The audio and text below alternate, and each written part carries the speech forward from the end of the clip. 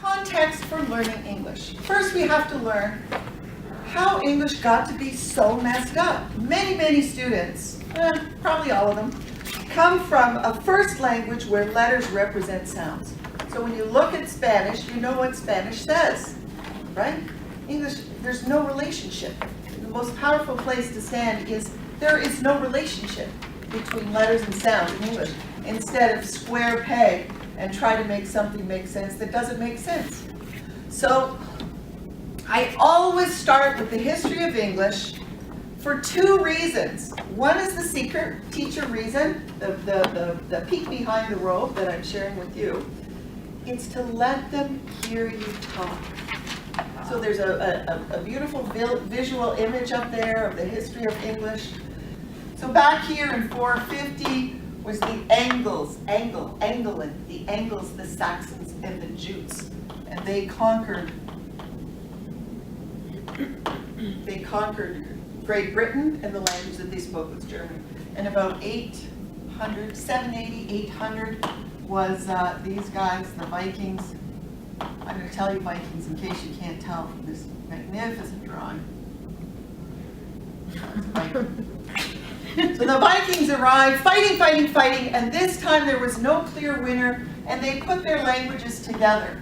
So Norse plus German made a new language called Old English. And then 1066, William the Conqueror spoke French. German, Norse, and French made a new language, Middle English, and French was the ruling language for aristocracy, education for years and years and years. But this is the date that we care most about. So this is about 1,000 years, and it's only speaking, and there are already 40 sounds. Je, there's a great sound beyond from French. Je. What's the frickin' letter for je? You know, there isn't one. So we've got 40 sounds.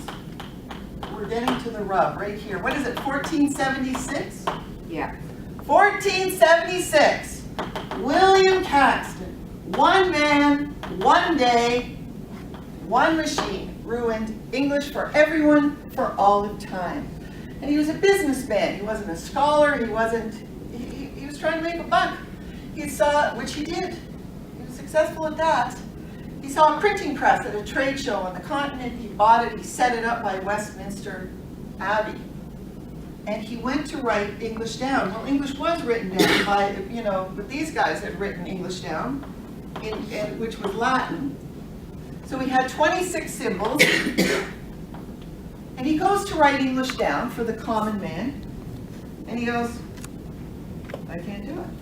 He couldn't reconcile the 26 letters with the 40 sounds. So the first thing he said was, don't copy me. That's the first thing he wrote down. Don't copy me. So sometimes he would copy the spelling from the original language. Mostly he made it up. He made just a hell of a mess. But here we go. There's the line for speaking, and down here is the line for writing.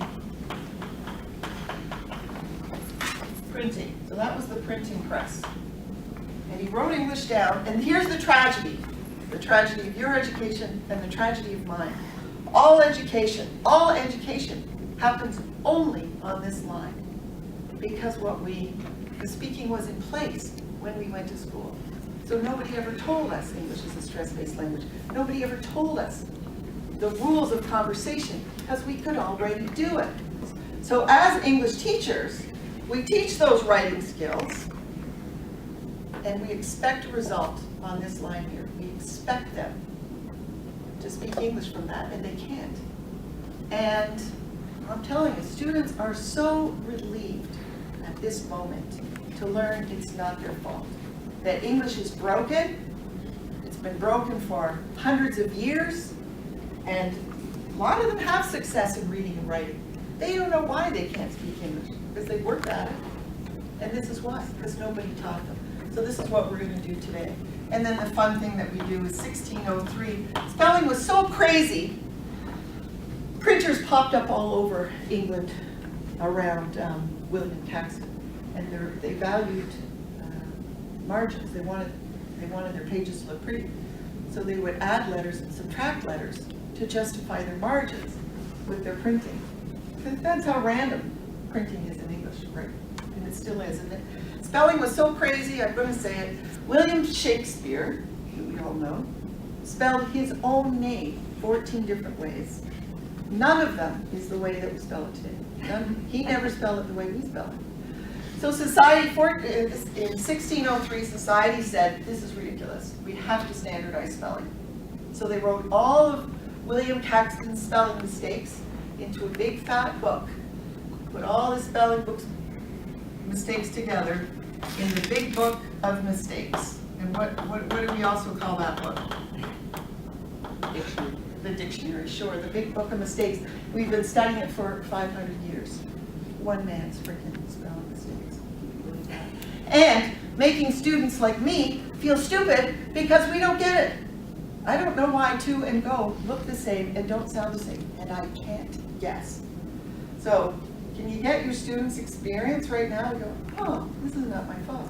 So not only is it not your fault, you've never, and you can't invalidate everything that they've learned, but everything that they've learned is on this line. It's on the reading and writing line. So we're going to teach them about speaking, and it's going to go great because nobody ever taught them about it before. And that is a history of English, also known as how English got to be such a mess.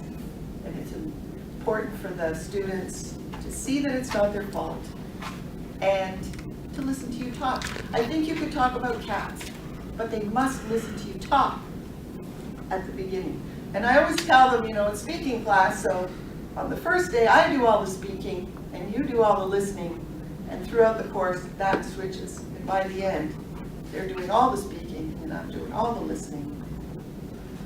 And that just maps out how it